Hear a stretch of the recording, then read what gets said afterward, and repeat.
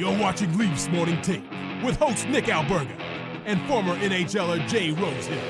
The show starts now. Rosie, I kid you not, there's a lot of people today on this Friday as we get set for Game 7 on Saturday night in Beantown that are thanking you or applauding you for getting the Maple Leafs back in this series. You take responsibility for that. I could not possibly. I'm just glad they're not trying to burn our show down. But there must be a little some kind of buzz around that town this morning. Did something happen? Or The Leafs won Game 6. They won Game 5. They got a damn good goalie. They got a monster performance from a guy who gets paid lots of money. So, man, I'm feeling good on this Friday. I don't know about you. Oh, that's what it's all about. I go back to when we went down 3-1 and just saying what needs to happen. It's like you just have to do it one game at a time, and you have to all somehow just come together, and we have to get a goalie that's making some big saves at the big time, and we need someone to step up and score a big goal when it's needed, and you all got to play balls out and just work your absolute butts off. And they literally just did it to a T. It's in twice, no less, in Boston, back home. Boston's pulling their hair out, freaking out, and they just came and produced twice in a row in games that I've never seen them play, not even in the regular season. Like, it wasn't like that. It's never been like that. I tell you, there's a lot of passion right now, but find me a person with more passion than producer Vic. We got to pop this picture on the screen from last night. He mentioned it before we even did the show yesterday at 11 a.m. He had ripped 7 darts pre-show. I could only imagine where he was at the point of this picture. We are going to do our best here and get kind of a GoFundMe or something to get this guy off the darts and onto some Nick patches or something. But man, he was stressing out, man. He's die hard and he's a happy boy this morning. Yeah, he is. I'll be the first to admit, I believe I've hacked a couple darts with producer Vic because I used to hack. It'll be 5 years dart free this August. Very Congratulations. difficult. Thank you. We don't promote that, but I think that's just an all-encompassing picture of what it's like to be a Leafs fan. I know that every time the Leafs have a crucial loss like that, what is it, Ben Affleck, that tweet and him in a Leafs jersey with a cigarette, like it's Photoshop, but like there's this infamous picture of him, and I think it's been surfacing the last week. So that's what I thought of when I saw producer Vic in that getup yesterday. Yeah, I think it's just like a weekend with J-Lo, and he's outside just ready to just defeated. Just defeated is what he is.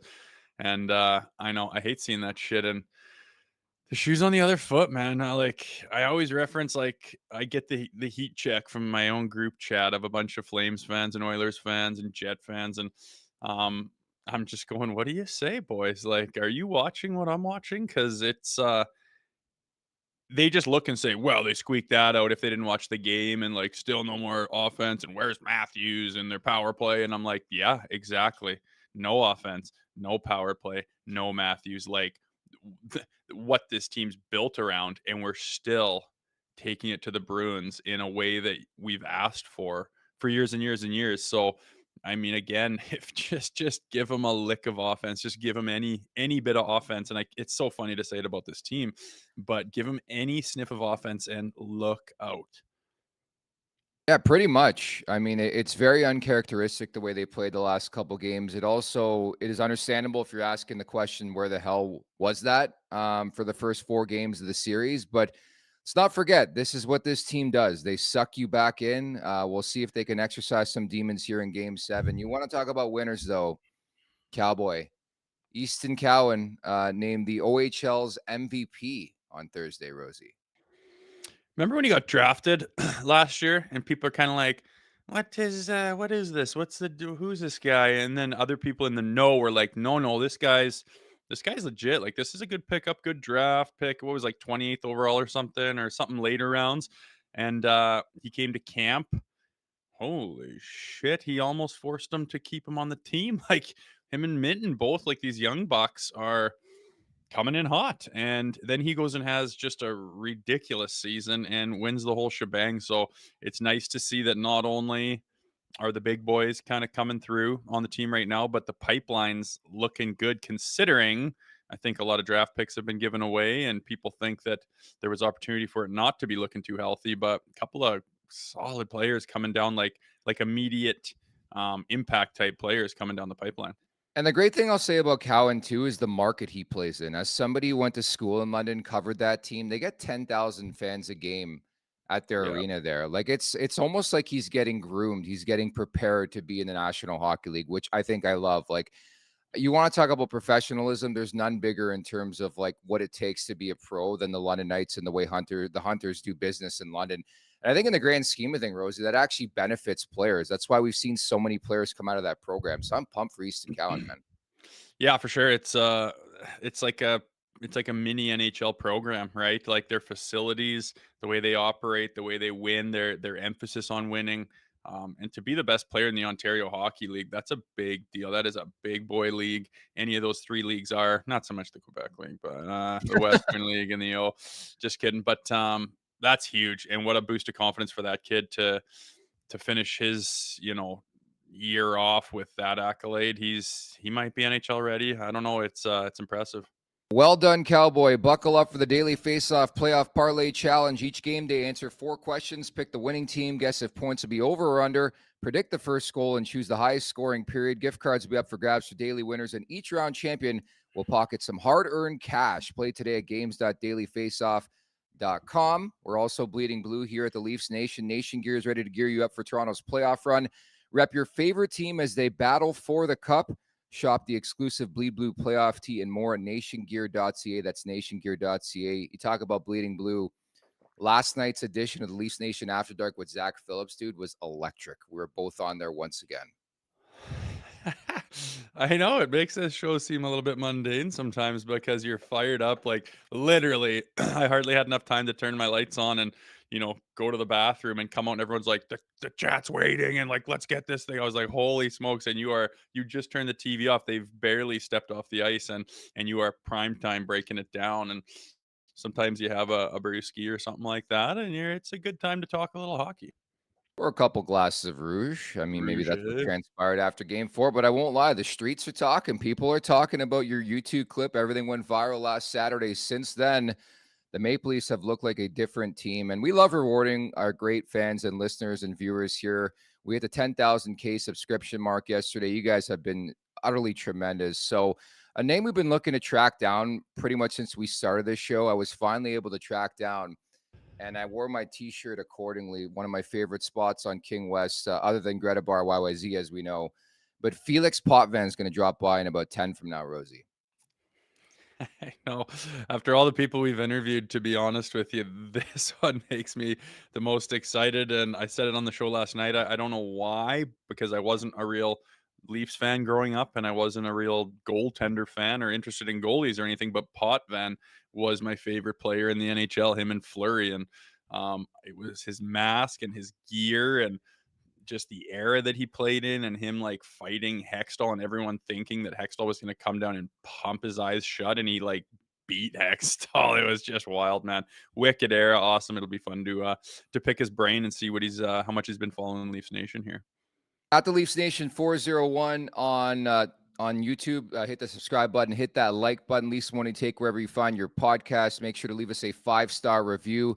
And don't forget to visit theleafsnation.com for the very latest on all things Toronto Maple Leafs. This opening segment is brought to you by Greta Bar YYZ. For a good time, find Greta, 590 King Street West, weekly specials, live sports, over 60-plus arcade games. Let the games begin. Go big. Go to Greta Bar YYZ. Where do you want to start, Rosie? Where do we want to start? I mean, last night we're tipping our cap to the D, the kind of the unsung heroes. And people have always said the Leafs don't have the D to do anything in playoffs and they don't have the goaltending. And I think the last couple of games and even this series, I mean, the last couple of games for sure, but they're just playing so solid. It was just a blur of blue D, man. Like it didn't matter who it was. They were all on the same page. And I'm so used to seeing them kind of have like a little bit of a bad pinch. Like remember watching them limp into the playoffs and just like scrambling and just back check, like D-men back checking, things have gone awry when that's happening and scrambling and reaching and all that stuff. They're just quietly in position. And when they get the chance, they're banging bodies and then just moving the puck up and out of the zone and just doing their job. It was awesome, and they don't get enough credit, and the D-men never do, especially kind of solid stay at home, like do your job D-men. So tip of the cap to them, man. They've kept them in this. I thought it was a defensive masterclass. Like, certainly when you look at this Leafs organization, especially in the Austin Matthews era, if you want to call it that, they've never been known for their defense. And dude, they have figured out the magic formula to win, how you win in the Stanley Cup playoffs. Like, it was the Jason Strudwick school of hockey yesterday. Puck off the glass, puck off the glass. I love seeing that. And I know a lot of the talk today in Boston is going to be about that offense and they can't score and this and that. I don't think the Leafs are getting enough respect and credit for the job they're doing on David Pastrnak in this series and defensively in general. Like, there's no ice out there, and I think the blue line deserves a lot of credit, Rosie. They're playing like a cohesive unit. I mean, we've been asking for this for a couple of years now. Yeah, and I don't even think it's as much of like Montgomery's tearing into his team and calling out his players, and I don't even think it's as much of that they have floundered as it's been they've just been shut down. Like they don't get much. I look at our I just again I see it all as just a blur of blue. It doesn't really matter what lines out there. They're all on the same page of like chasing down the puck and taking away that time and space and making the little second effort to make sure that bobbling loose puck, gets over the line and just those little things.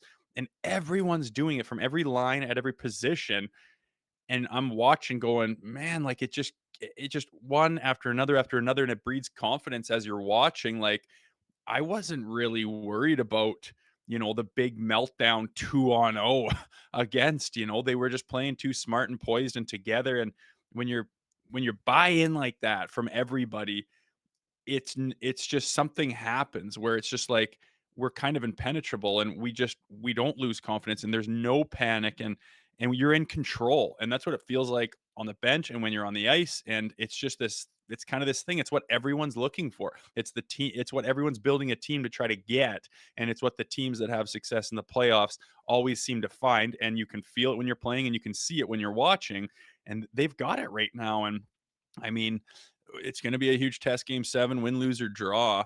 The way these guys have played, and I just, we laugh about John Tavares talking about learning lessons and stuff. It's like, geez, do you have any idea how far down the road you guys are to still be learning lessons? But it is what it is. It seems like they've turned a little corner. I know it's only 2 games, but 2 of the biggest games you could have, they have absolutely showed up and produced, and there was no luck involved. There was no tons of power plays, and so and so had 4 goals. You could never expect that again. It was just solid. Yeah, it's exam time, man. I think that's my breakdown of this whole thing, and passing with flying colors. Like, I mean, you can't understate the fact that without Austin Matthews, I think it's, in my speculation, it's doubtful he plays in game 7 here, but stranger things have happened. People have to elevate their play. I thought Domi came to play again. Nylander, to me, obviously was the big story aside from Joseph Woll. 2 goals for Nylander, ended a 13-game goalless drought, his first goal since March 26th. 7 career goals in elimination games. You want to talk about star players who rise to the occasion? It always seems to be Nylander, man. That was money in the bank. Oh, it really was. I was flicking through Twitter this morning, like the net cam footage of that, like, and I was showing my wife like the move he made to like seal the deal. And there's like a net cam shot of him, and it hasn't even gotten in. He's got this smirk on his face, and it's just so Willie, right? Like, he knows he's got this. He loves doing it. And sometimes you could call him a little frustrating for turning it on, and sometimes and not others. But at the end of the day, like, he just seems like the guy that can get the job done when he needs to, and he'll say, "All right, I'll put her out there, and I'll get this thing done." And he does it when he needs a contract. He does it when they need a big goal. He just did it in the biggest, it's game 6, and he basically, they're in a deadlock. Nobody can score, and he just gets it done with both of them doing them 2 different ways too. Just awesome, man. Joseph Woll, you want to talk about awesome? There aren't superlatives to describe that guy right now. Like, he's in a rocking chair, very Carey Price like. Nothing's phasing him. I love his demeanor after the game. He's like, on to the next one, on to the next one. And I think the team is playing with a lot of confidence in front of him because of that. Taking nothing away from Ilya Samsonov, he was the right choice. He was the right guy to start in game 1 of this series. But imagine the confidence this team has knowing Joseph Woll, the brick wall that's behind them right now. Yeah, it's it's noticeable, right? And it's I think again it translates to the fans and the people watching on TV too when there's that, cross box pass and that, passed as walking onto one. You just see Wool calmly read it and just be there big, and it's just a non-factor where a goalie that's not on his game is swimming over there, scrambling, and then if he does get it, he slides too far and he's scrambling back, and then D-men are sliding on their knees and everyone's banging, and oh my god! And then every shot, you're like, "Eeeh," and it's just not that way with Wool.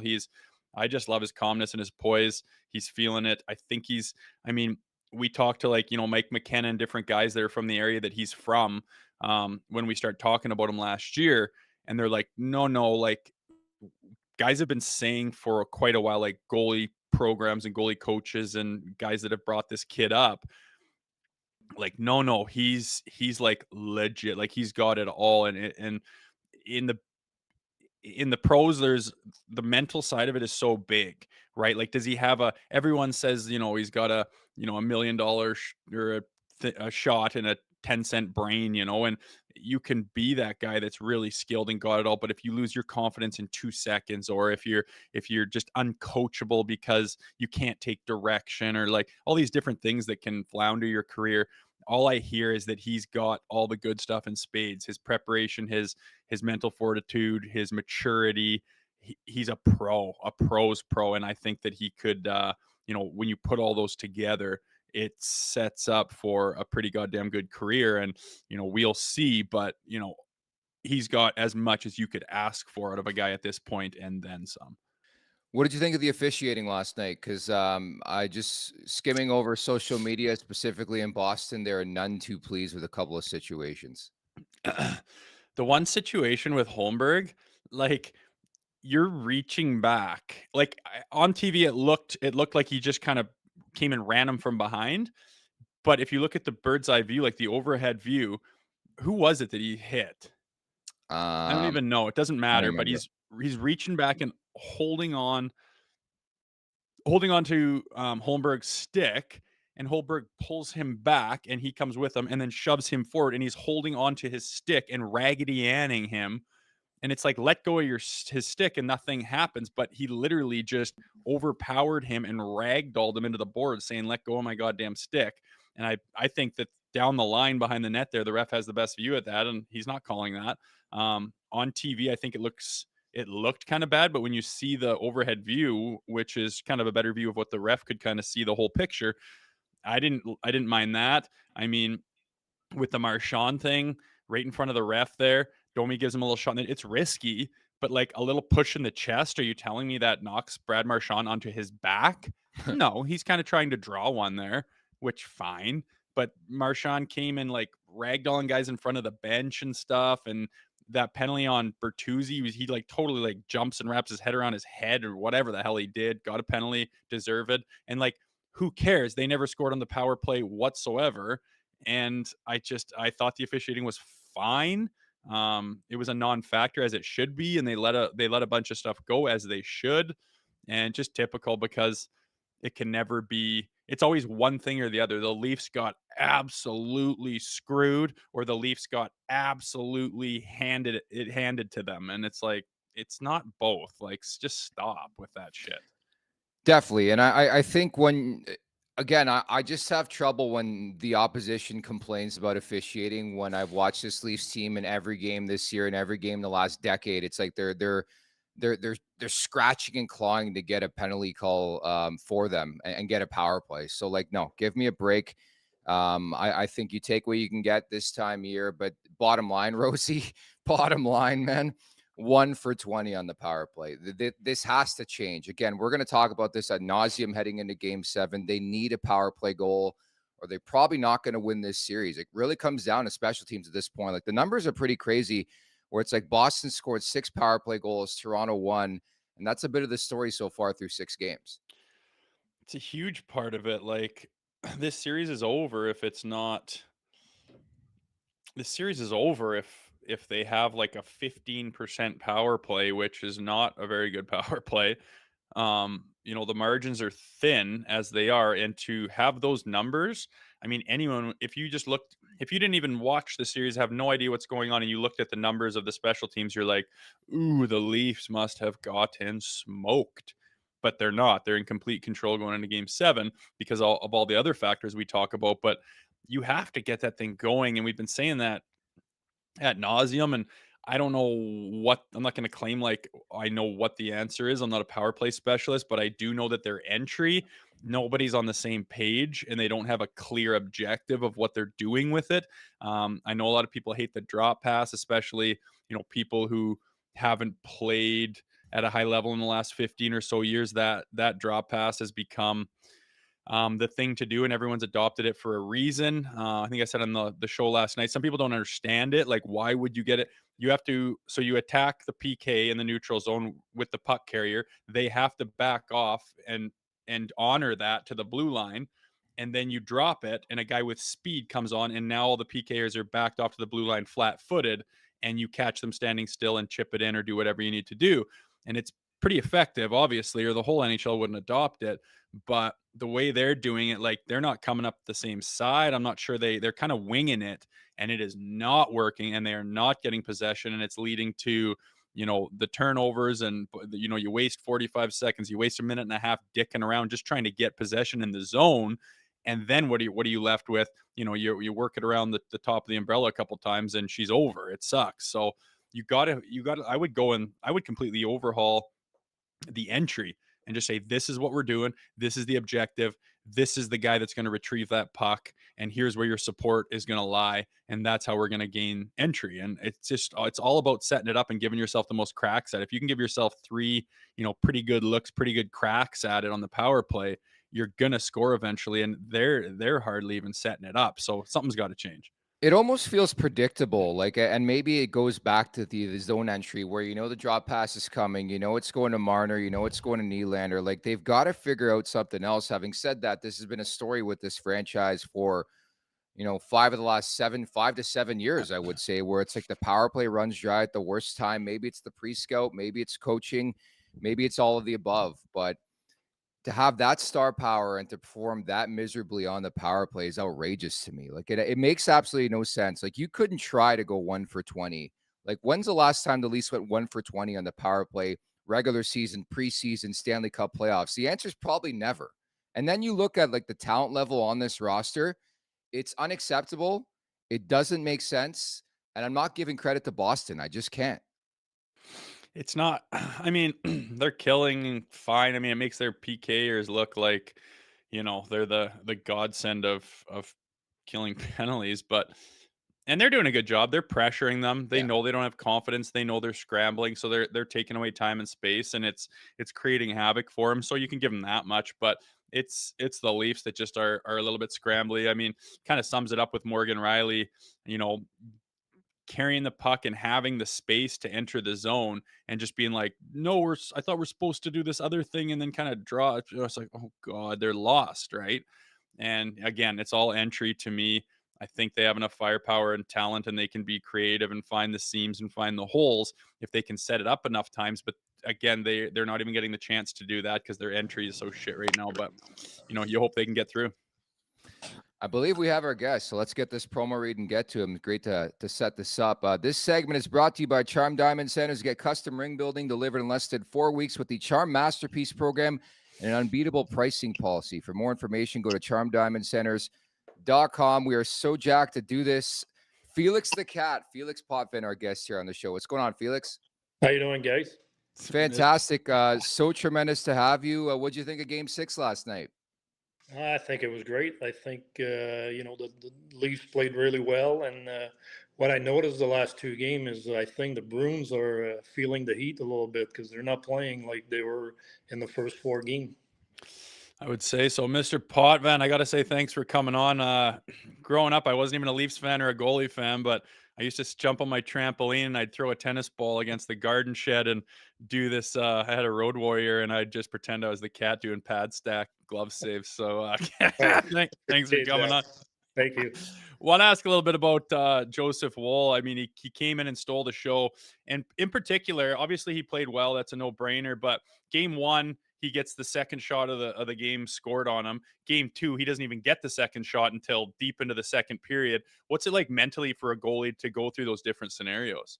Well, it's really, really hard, especially that the Leafs had a lot of shot on the other side. It's not like it was a 2-1 shots after the first period. I think at some point it was 15-1. So you get a little anxious, but he seemed to hold his nerve pretty good, and made the second save, which got him back in the game. And you can tell, in the second and the third, he got more shot, and he was feeling more and more comfortable. How impressed have you been with sort of the evolution, especially in this moment? Like, I think it's overlooked, like the moment to come into this as a younger type goalie in this league and the way he's been elevating. But what did you think of his game last night? Well, I think he's been tremendous last year. He's done it last year against Florida. Obviously, he lost the last one, but played really, really well when they were facing elimination. And game 5, game 6, he's been outstanding, especially when he had to make the big save, which he, like we said, he didn't have tons of shot, but he was there for the big save. And then you can tell the team's playing different in front of him. I think they play with a lot more confidence, and maybe not so much on their heel. How about moving on to Boston? What do you think their story is with goaltenders? They came in. I thought it was kind of a mistake to say we're going to switch hit every game, no matter what happens. It's like why would you say that? What if a guy stands on his head and absolutely steals one? They had to go against the grain. Now there's a bunch of question marks. You think they're kind of reeling a little bit mentally? I think so. I think it seems to be the trend nowadays where coaches or coaching staff like to play with their goalies, and I think it plays in their head more than anything. I think if I read it correctly, I think there was like 24 or 25 goalies that played in the first round, which is crazy. And you never see that before. But maybe not, but maybe they lost the second game because of that, and now they're stuck with a game 7, and everybody knows what can happen in game 7, especially if you play at home. I think it gets a little more pressure when you play in front of your fans. So I think the Leafs are and in a good spot right now. They won 2 big games, and they go over there, and all the pressure, I think, is on Boston. Well, I wouldn't say that because it's a cliche. I think the pressure is on basically both teams because they both want to keep going in the playoff. But it gets a little tougher, I think, at home.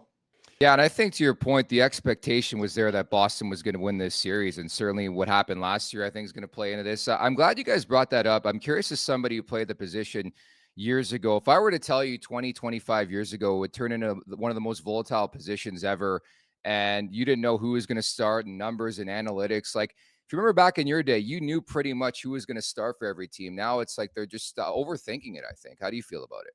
No, I feel a little bit that way. I think especially it starts with the regular season when no goalies other than maybe 1 or 2 in the leagues don't play more than 50, 55 game, which I have a hard time understanding why. I think the game is still the same. The equipment's lighter. I mean, we used to play 60, 65, some play 70 games, and we like it that way. So I don't know. It seems to be the new trend, like you said. I think it's analytics, and they want to rest their goalie. But at the same time, I think maybe you get to the playoff with a goalie that's not as hot as you want. I mean, if I take the Leafs, for instance, I didn't understand why they didn't play Samsonov if they weren't going to start in the playoff the last 2 games of the season. And, he was sitting on the bench waiting to start game 1. So I think there's a lot of question mark where how they handle the goalies nowadays. You made an interesting comment about, almost like being at home, the pressure's kind of on you. So if you're at home, the crowd is absolutely jacked. It's a game 7. You're in there. Is it kind of like you don't want to let, maybe a little bit of a soft one in, and then you just feel the energy get sucked out of that building, and it's kind of, you feel like it's on you? Is that kind of the trepidation? Yeah, I think that's what it is. I think as long as you're not trailing or falling behind, the crowd's behind you, you're pumped, you're juiced. But as soon as the first goal go in for the other team, you can feel you can feel the building deflated, and I think it affects the player. They get more nervous. They don't want to make the next mistake, and it can go both ways. Felix, getting back to Joseph Woll, you're a Quebec native. In fact, I was born in Quebec. There's a guy that he just really, really reminds me of, and I don't know if you agree, man. Carey Price. Like, I'm always careful to compare to all-time greats, but do you see a bit of Carey Price in Joseph Woll right now? Yeah, I think his demeanor is in between the pipes. I think he's a really calm guy, and obviously that's a big point for him if you want to succeed in those games. And nothing seems to rattle him the last two games. They've thrown traffic in front of him. He lost an edge playing the game, and he just came back and nothing bothered him. So yeah, on that particular phase, it reminds me a lot of him. So I think Leafs Nation are going to be kind of excited to hear from you, Felix. What are you up to these days? What's going on in your life? Well, I'm done with the coaching last year. I mean, I was coaching midget AAA down there, so I got two property here, woods properties. So I'm working a lot in there, and then doing a lot of work down there. Awesome. Lastly, what do you remember about being a Maple Leaf? Obviously, just amazing times. You're a legend in these parts. What do you remember about your time as a Leaf? Well, I remember a little bit of what happened yesterday when I saw the crowd getting all pumped up when there was like a minute or 30 seconds left, and I've been fortunate because my first year in the playoff, I've played a lot of Game 7, and then we had that atmosphere a lot at the Garden, so it's something that you never forget. Obviously playing with great teammates like Wendell, Dougie, Dave Andrechuk, they all guys that have been helping me in the dressing room. So these are memory that'll last forever. Although it's pretty much maybe one of my worst memory as well when we lost to the King in Game 7, but that's part of the deal. Last one, Felix, when you guys made that transition from Maple Leafs Gardens to the Air Canada Center, what was that transition like from a guy that played in both? Was it exciting? Was it loud? Was the atmosphere? Was it a big change? Were you guys pleased with it, or what was that like from your perspective? Well, unfortunately, I didn't play at the other one Oh, you didn't. Sorry. as a home goalie. No, I played as a visitor, so I didn't get to experience that. But I mean, like all the old building in the NHL, I was fortunate. I played in all of them. I played in Chicago. I played at the Garden. I played at the Forum. St. Louis was a great building. So I mean, for me, it's all great memories. I was lucky to be part of it. I mean, sure, the newer building are nicer facility. The rooms are much better for all the players, but I don't think you can never recreate the atmosphere of the old building. What's your gut tell you? Game 7, Saturday night, Leafs Bruins. Very hard, but I think the momentum's with the Leafs. I think they might pull it off. Although I've been into this situation before where you're down 3-1, you play you play Game 5, Game 6 with almost no pressure because yes, you want to win, but everybody expects you to lose. But now, when Game 7 start, I mean, the pressure's on both teams because if you lose, you're going home. But I like where the Leafs are. I think the fact that Woll's been playing well the last two games, it's something that's probably was not in the head of the Bruins at the start of the series. I don't want to down talk Samsonov, but obviously Woll's in their head right now. Felix, this was so cool, so fun. It was so great to connect with you. Thank you so much for your time and enjoy Game 7, okay? Thanks, guys. Nice to be Thanks, here. Felix. Thank you. Bye. Felix the Cat, just, man, that's nostalgic stuff right there, man. I love it. Seriously, dude. See, I can't believe he didn't play past 99. Like, I know Yeah. that, but it just feels like he did, man. It feels like he did.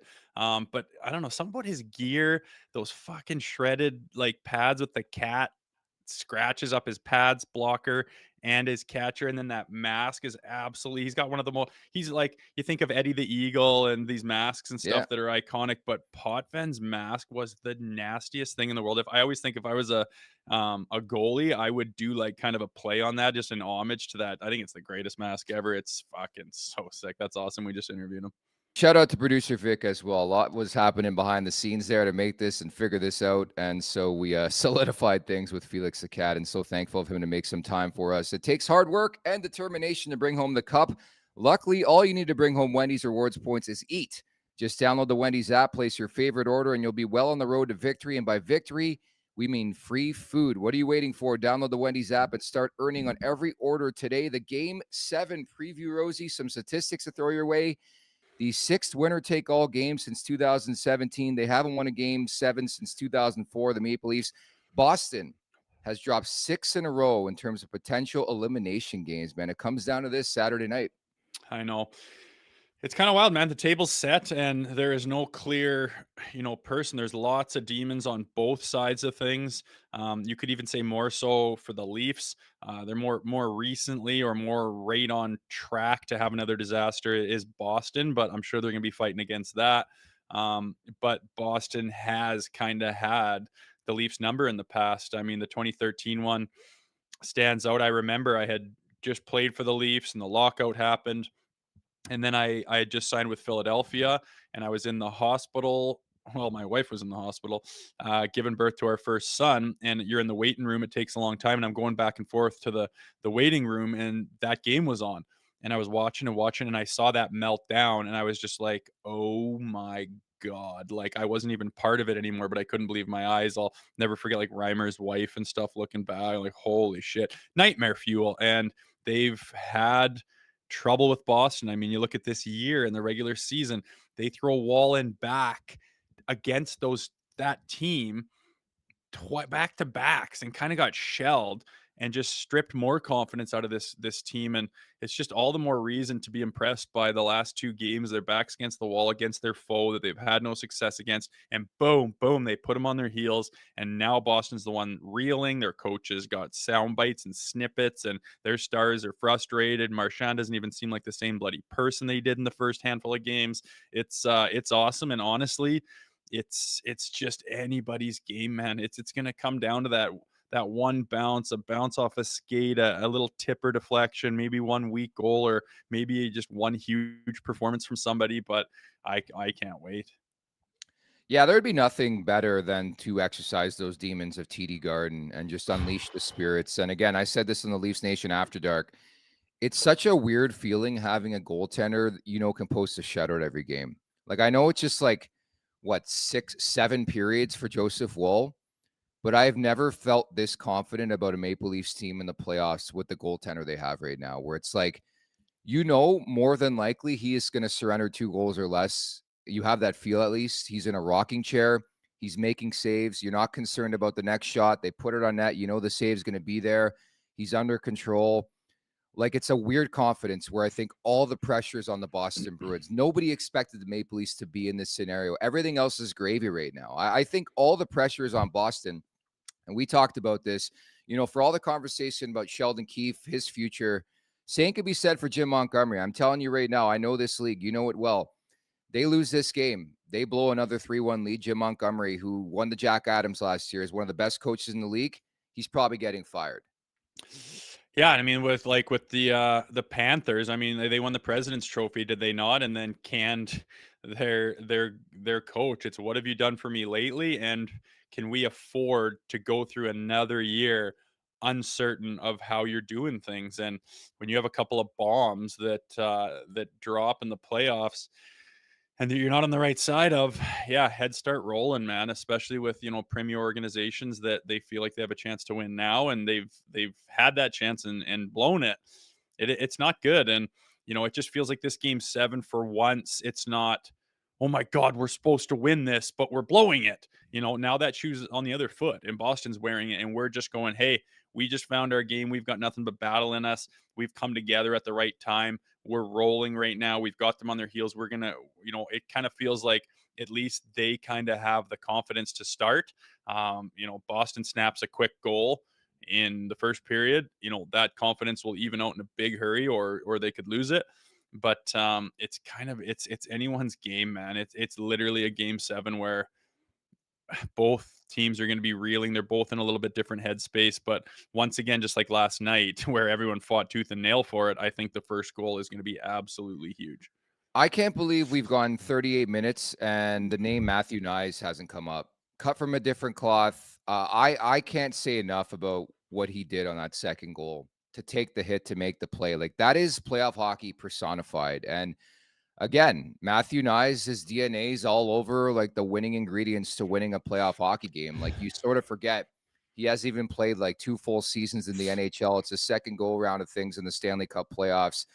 I tell you, if there's one thing this kid gathered was living with John Tavares and the professionalism, just his responses in the media, like he's already, he's got that feel. He knows what it takes. He knows what it is to be a Toronto Maple Leaf. And I think it shows in his play. Like that pass was unbelievable, man. Yeah, and we when we interviewed him twice, I think that was part of the reason I was so high on him after that fact is, his maturity and his confidence, and I'm just like, man, this guy has kind of got all the things you want out of a guy, and you can tell, you interview a guy, they're giving you the answers, but the way they give them, you kind of tell what they're all about in certain ways, and he's shown that, yeah, that was bang on, man. That kid's got his head on his shoulders. He's confident. He's smart. He believes in himself. He's not full of, he's not false confidence by any means. And then he translates that to the ice. And, some people are, they go look at the game sheet and they go, well, I can tell you who had a good game and who didn't. But what you don't see sometimes is those little things that you're talking about, like that little extra poise with the puck, that holding on to it for an extra second instead of panicking with it. And then that opens up that little hole to make that play. And I mean, not everyone makes that play. Not everyone sees that play. He's got the vision and the hockey sense. He's got the balls, he's got the skill, and he's got, the intensity, and he's getting the swagger. He's got a lot going on for him. And, it's just wicked to see him grow in a short amount of time, a really short amount of time. What'd you make of that last-minute decision by Keefe? I don't know if it was last minute. He probably knew all day, but taking Ryan Reeves out, putting Noah Gregor in, who played 8:21 in the fourth line. Yeah, we talked about it last night. I'm okay with it. I think he just thought, we can't. It's gonna be a game like this, must-win game. It's not gonna, at the end of the series, the big hits and the running down the D-man and putting it through the wall maybe tones down a little bit, and it's pretty crucial not to go to the penalty box in an elimination game. And he just thought, with his speed, with Gregor's speed and the way he skates, he's willing to work. I mean, it didn't really matter to me. Every fourth line, they've had a few different combinations this series, and they've all been solid simply because they're all on the same page, absolutely working on that puck like a dog, making the right decisions, smart plays, finishing all their hits, and just work your ass off, try and get in the O-zone, which they are. And once they do, they're getting chances and tracking down loose pucks and turning the puck over, and then they get the hell off and let the big boys out there again. And it's been impressive. And of course, I'd rather have, the tough guy be in the lineup, but I wasn't screaming about it or freaking out. I'm just like, all right. And, I don't know if it's a gut feeling or what you want to call it, but I don't think it was a mistake. And either way, to be honest. They held their own. They certainly did. And I love the speed factor when it comes to Gregor. Like, he didn't look out of place. In fact, I think he was better than some other players, which leads me to the next topic point. So game 2 was Austin Matthews' game. Game 6 was William Nylander game. Who's next, Rosie? Who's game 7? Table's set for Mitch Marner, right? Premier talent in the league, all-star, basically a 100-point player. It's time for you to do it, man. Like, he's not noticeable out there. He kind of sticks to the perimeter. There's a couple plays where it's kind of like, oh, that extra little bit of effort right there would have had you there. And I don't see it from anybody, but a couple times it's 16 who kind of, glides in there and lets kind of the other guy kind of take that 50-50 puck.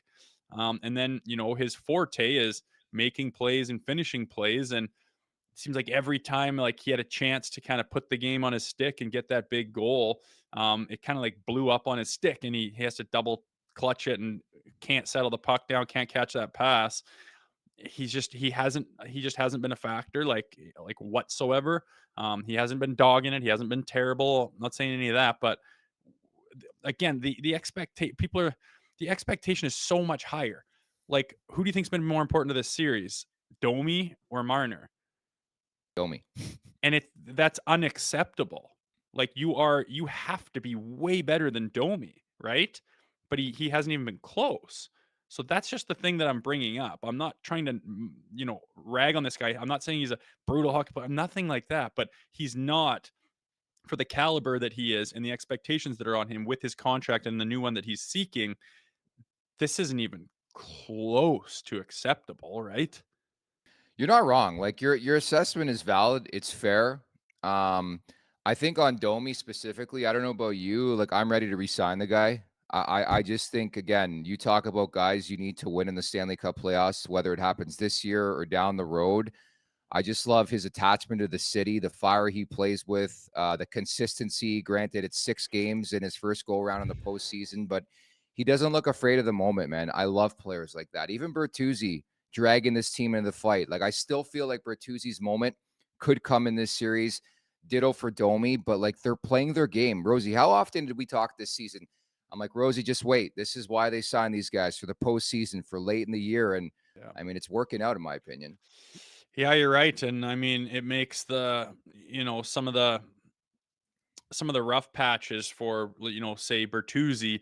throughout the regular season just You don't seem like remember? completely irrelevant. Yeah. Like, who cares? Whatever, he seemed to be going through some stuff or just not having confidence or things weren't working out for him. And it not like he's lighting the lamp right now, but the way he's getting himself in there and putting himself in positions, I mean, it's just a matter of time before one of those scrambly loose pucks in front of the net gets banged home by him, or he's a factor in it. He's right there, putting himself in the tough spots where he belongs. And yeah, I think that's all you can do is give yourself opportunities. He's doing that.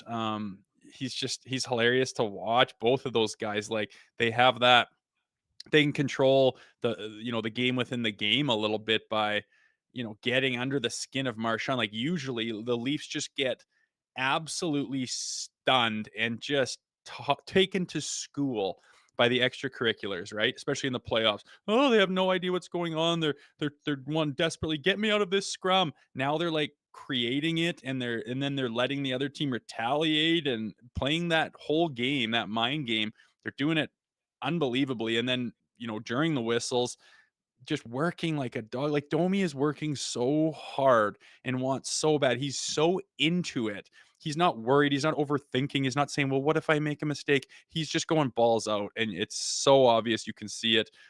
Those guys are huge acquisitions, and they need to be re-signed immediately after the season, regardless. Bertuzzi has gained a lot of my respect. If you recall back in November, the whole smiling thing with the Liljegren hit and Marchand in Boston, and you're like, man, like Tyler, what team are you on? But I don't care if he's friends with the guy. When you're playing him in a series, you're not friends with him. And I give Bertuzzi a lot of credit because that's the last thing that Brad Marchand wants to do is worry about the extracurriculars. Like I know he's going to play that macho man type game, but like Bertuzzi has dragged him into that fight where it's like every game he's chipping away and he's chipping away and he's chipping away. And I think for the first time, since I can remember, Brad Marchand, David Pastrnak, those types look visibly frustrated. Like for the first time, I feel like Boston's on the ropes, and maybe we're all going to get duped again in Game 7. But even their head coach looks scared. Like I watch Game 5 and 6, Rosie. I see one team who is taken to the other, and for the first time, it's the Maple Leafs taking it to the Boston Bruins. And, the Bruins are hesitant. See the way they started the last 2 games, they're like 3 shots on goal. Like Toronto, like how often did you bring up that whole thing about hope? They're hoping, they're hoping, they're hoping. They're not hoping anymore. They're just playing. They're just what do you call it where you do, I can't think of the word, but like Bertuzzi's beating Marchand at his own game, right? He's got him every time he tries to do something or get back in it, or be a bit of a rat or get a retaliation. It blows up in his face.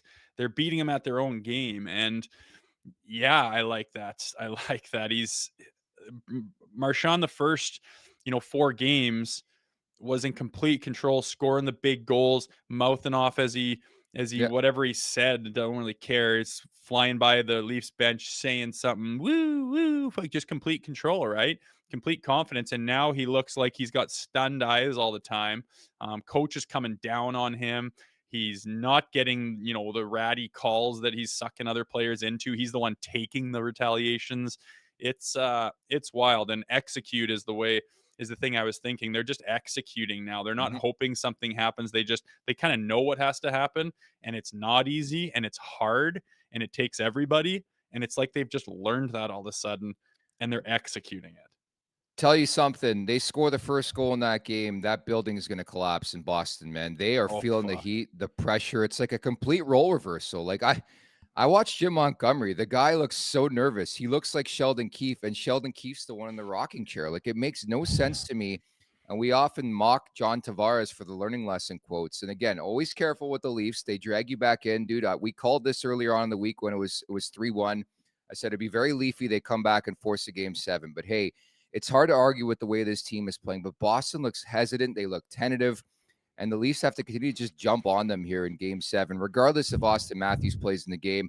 Want to bring up something funny that happened as well from Thursday night. One of your tweets bidding farewell to Jack Edwards, who called his final game. And we talked about it going into this series, how they had a chance to retire Jack Edwards, and they did.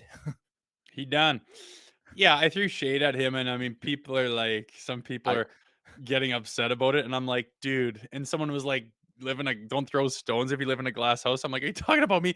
Talk about Jack Edwards. Don't throw stones. He has been he has chirped and ran his mouth and been disrespectful to every single opponent in the league for a long time, and that's fine. He's not doing a national broadcast. He's doing like the Nesson for the Boston Bruins fans who are watching on that side of the country. That is fine. And he has picked that lane, and he's gone down it. And I don't even mind. It makes a funny level to the story. He drives you insane. Even his voice sometimes and some of his calls makes you just go, I can't stand this guy. And lots of guys can't. But the Bruins fans love him, and probably for good reason. And all I'm doing is saying, listen, you've dished it out for years and years and years. I throw a little bit back his way. It's kind of all in fun. I mean, great career. Congratulations.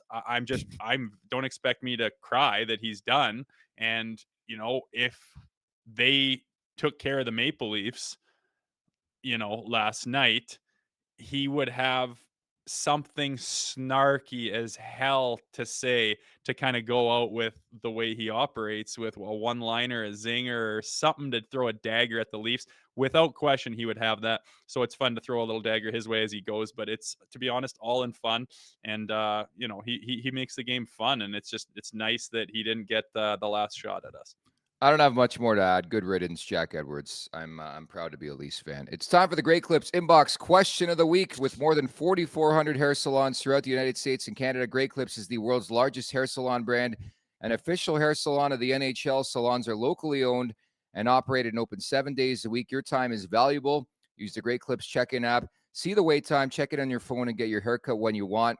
Lots of people in the chat asking about Austin Matthews. I don't see how he can go, especially how quickly they pulled shoot on his availability for game 6. Regardless, I feel confident in this team. If Matthews somehow finds his way in, who comes out, Rosie? That's the question.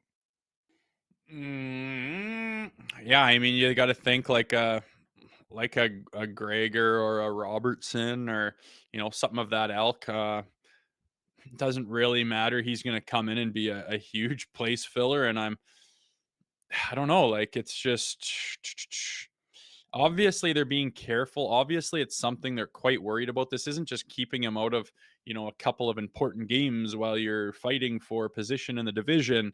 Like, this is big time stuff. And I think they're really like, if we play him, and I mean, it's no different than it was 2 days ago.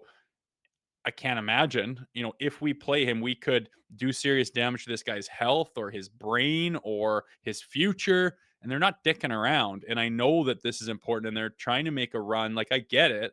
But, the good thing is that's in their corner is they're playing phenomenal without him. And they have found chemistry with him out of the lineup. So that's kind of more reason not to risk even more. And I don't know what's going on. I have my theories and my ideas of what it looks like, but I do know that they're not messing around, and it's obviously risky to play this guy. So I kind of feel like he's not going to be in. I'm totally prepared for that. And if he is, great. He could be a difference maker, but the mentality can't change one iota just because you get Matthews back. Agreed. The bigger question for me is like if Matthews comes in, who do you play him with? Considering what we've seen the last couple games, I wouldn't mess with the Domi line. Like you have Bertuzzi, you have Domi, and you have Marner. Man, I go crazy. And again, I don't read much, and I don't put much stock into line combinations, especially in this market. But I'd shift Tavares to the wing. I'd put Matthews up the middle and go Nylander on right wing and just rip it. I mean, you can't hold anything back here. I think we're going to see a variety of different combinations. We saw it in game 6. I don't know if you noticed, they flipped Nylander and Marner for a couple of shifts. Like they're just trying anything possible to get Mitch Marner going. But I tend to agree with you. I didn't think he was overly visible. Like the efforts there in game 6, but just not enough in terms of generating offense for Mitch Marner. They got to find a way to get that guy going. The power play is going to be another big story. But again, if you input Austin Matthews, that alone gives you the better opportunity. He's not really a shooter on the power play. I guess Nylander's that guy, but I think in generalities for a game 7, just put the puck on net. Like the perfect example, Rosie's the first Nylander goal, right? For sure. Like those are the ones that go in. I mean, especially in overtime, that's always been the cliche, just put the puck on net. And it seems like if nothing else, you get those bouncing pucks and those rebounds and those scrambles, and you get the D-men reeling and the goalie like searching for it. And those opportunities build momentum. Like it makes them feel scrambly in their D zone, and like the puck can go in at any time from anywhere. And when you just stick to the outside and wait for that perfect opportunity, it's kind of easy for the opposition and the other team on their defensive zone to be like, listen, they're keeping it to the outside. They are not, pounding the puck at our net. And it's just kind of an easier thing to defend almost. So yeah, like exactly like Nylander's first goal. You got to just take shots and get your ass to the net. Like you can't hang out on the half wall. You got to get your ass there so you can get that loose puck and bury it. And you might get a couple cross checks when you're doing that, and you might get knocked on your ass while you're doing that. That's life. That's the playoffs. Are you willing to do that to get a goal or not? Could be the difference in the series, especially when you think back that Boston has 6 power play goals. The Maple Leafs have 1. For more information, check out greatclips.com. Great Clips. It's going to be great. It's time for the last call, brought to you by Bet365. Open an account with Bet365 today and bet on a huge range of markets. So whatever the sport, whatever the moment, it's never ordinary at Bet365. Folks in the chat, I do see you. I do hear you. I know I did call the Nylander goal in game 6, so people are asking me, who am I betting on to score in game 7? You want my answer, Rosie? Hit me. Calle Järnkrok. Ooh.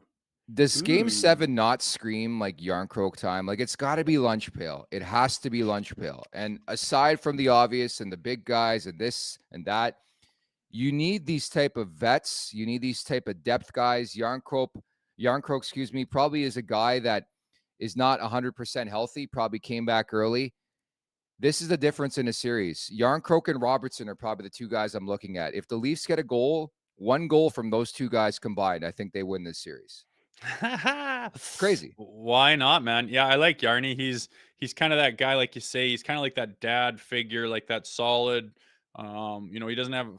He's just that veteran. He's a vet, right? And if the puck lands on his stick, he's just going to do what he's done for a long time and just finish the play, and it'll be absolutely massive. And guys like that tend to come through in these big situations. Everyone's looking at Willie. I mean, he stole the show last night, but again, you put pucks on net, you never know who, when it's going to happen. And for those guys to be able to come through, it's as likely as anybody. And with the offense right now where it is, it could absolutely be anybody that breaks this thing open. And I think by putting pucks on the net and crashing it and getting them on their heels is absolutely the way to do it. And guys like that will be doing that in spades.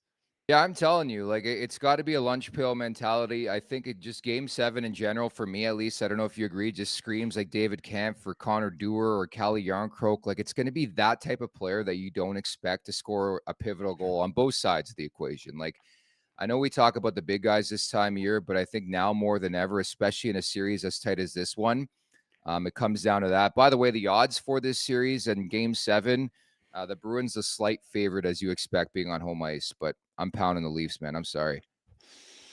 Yeah, makes sense. Home ice, but I don't know if Vegas takes into account, the mentality of the team at the moment, who's got the confidence and who's got the momentum, and we have it right now. But as soon as that puck drops, it's up for grabs in a big way, and expect a massive response from the Bruins. Expect them all to come together and say, we are not letting this happen again, especially against this team.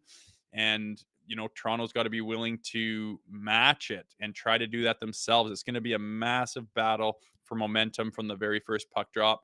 And again, that first goal is massive. I think whoever scores the first goal is going to win the game and the series.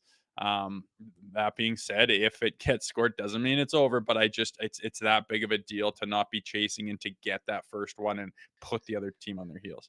Well, they've sucked us back in, Rosie. Here we go again. Game 7, third time in 4 meetings with the Boston Bruins in the last 11 years, going to Game 7 in Beantown. It's all on the line on Saturday. We'll have you covered here over at the Leafs Nation. We got a little pregame show coming your way half hour before. We got the Leafs Nation After Dark after, where me and Rosie once again are going to guess. Zach Phillips will bring the heat as per usual, win or loss. And buckle up, man. The next 24 hours should be pretty interesting, bud. Yeah, and you know what? Maybe we get our hearts broken tomorrow. Maybe we're elated and you finally kind of break through. But to me, it's different than other years when you have that opportunity, because it feels like you're holding on for dear life, desperately hoping that just bad things don't happen. And now I feel like I just feel more proud saying, you know what? They've got here for a reason, off the sweat of their own brow, doing things the right way. And win, lose, or draw, I think we're going to say, hey, that was pretty goddamn good effort. Win, lose, or draw. And yeah, we might get our hearts broken. I don't know who's going to win Game 7. I'm not guaranteeing the Leafs will. I'm not guaranteeing that they'll blow it by any stretch of the imagination. It is completely up for grabs. That's why it's so exciting to get this game going. And I can't wait. It's just so big, baby. Game 7. I'm already nervous. I got to calm the nerves tonight. I'm going to hit King Street West. I think Phillips is going out as well. We're going to go to Greta Bar YYZ, have a couple cocktails, settle the nerves a bit ahead of Game 7 tomorrow night. Lastly, before everybody leaves here, make sure you hit that subscribe button, hit that like button as well at the Leafs Nation 401. Can't thank you enough for the job you guys have done. We got over 10,000 subscribers yesterday. In fact, we're at 10.1 now. So hats off to everybody out there at the Leafs Nation 401. Leafs Morning Take, wherever you find your podcast. Make sure to leave us a 5-star review and visit the LeafsNation.com. Also, many thanks to Felix the Cat, Felix Potvin, dropping by the show, man. That was so fun. Producer Vic, great job. And folks, enjoy Game 7, win or loss. We'll be back on Monday, by the way. And Frank Saravalli will drop by. It's either going to be a postmortem, which no, we're not going to do that. We're going to get you set for round 2 against the Florida Panthers in a rematch. Take care.